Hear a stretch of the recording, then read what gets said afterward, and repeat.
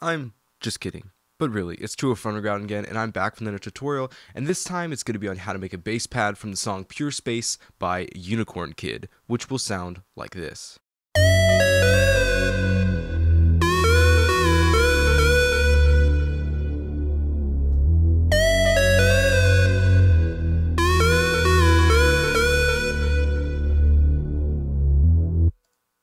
Then, after I show you how I made the patch, I'll also show you how I program the notes on the pad and now also on the lead synth. So the pad is relatively easy to make, so let's go ahead and get started.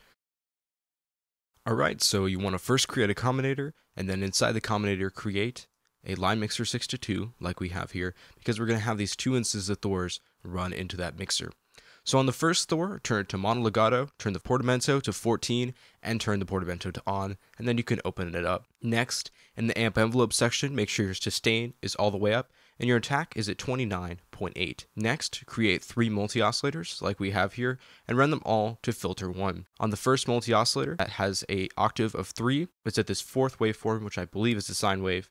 The detune amount is at 30, and it is a random 1 detune. On the second multi-oscillator, it's at an octave of 4. It's at this third one right here, a detune amount of 28, and an octave up-down detune mode. And then for the third and final multi-oscillator, we have it at an octave of 4. We have it at the 4th waveform again, random 1 detune, and detune amount of 28. Next, if we move on to this filter, we'll see that the balance is at 36, and the third oscillator is increased just a little bit. Now if we move on to the filter frequency, we'll see that it's at 6.57 Hertz, and then all we did here is just add a little bit of coarse and bring the dry wet down to 42.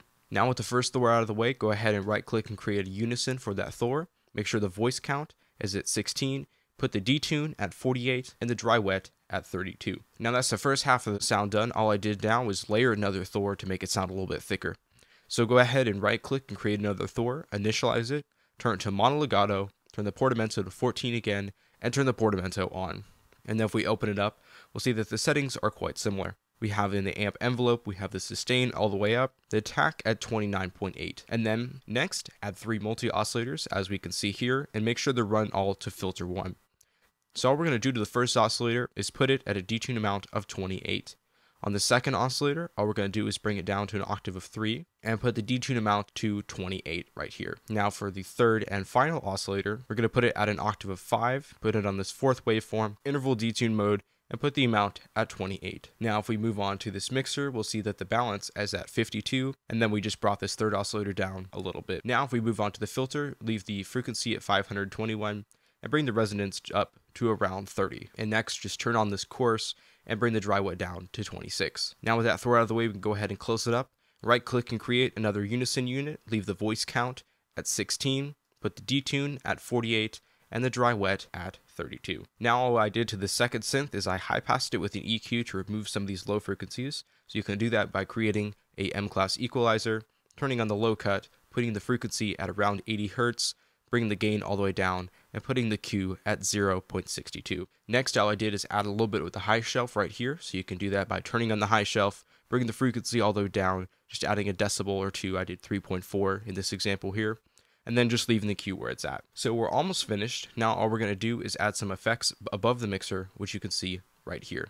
So the first one is a pulverizer, as you can see, and that's just to add a little bit of distortion to the sound. Take the squash and turn it to 31%, put the release at 40%, the dirt at 57, and the tone knob all the way up. And then the final thing that we did here was just bring this dry wet balance amount down to 27. Now, for the last effect, all I did is add a maximizer above this pulverizer, and I took the input gain to 32, turned on the soft clip, and put the amount at 87. And when your synth sound is completed, it should sound something like this.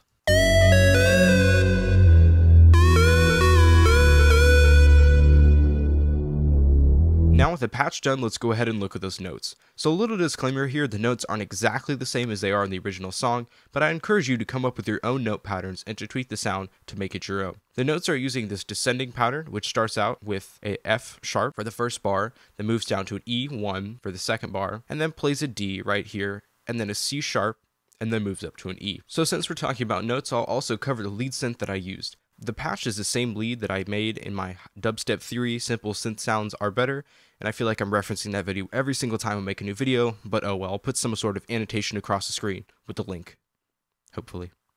Anyway, if we go ahead and open up these notes, we'll see that the first note used in the first riff is an E4 to be exact, so you can get the right octave. And then it moves down to this C sharp and then a B, and that concludes the first riff. Next, the riff starts off with an F sharp right here, moves up to a B, back down to an F sharp, then plays 2 Bs to conclude the riff. Now let's move on to the part that really gives the synth sound its character, the pitch bend. So the synth bends up a little at the start of almost every note, as you can see right here, just to accent it. You can see that right here, right here, right here, and then at the start of these 2 notes right here. We also have this section where it accents it by bending up after the note is hit by the same amount that it's pitch bending down right here. And then we also have it bending down for the remainder of this note right here to also accent it. Using pitch bend is a great way to give any lead sound you want a little more character. Alright everyone, that's all I have for today. If you liked the video, don't forget to subscribe for more videos.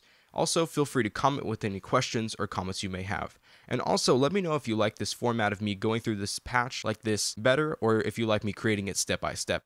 I figured I'd just try something new to see if you guys liked it better. So thanks again guys, and Tour for the Ground out.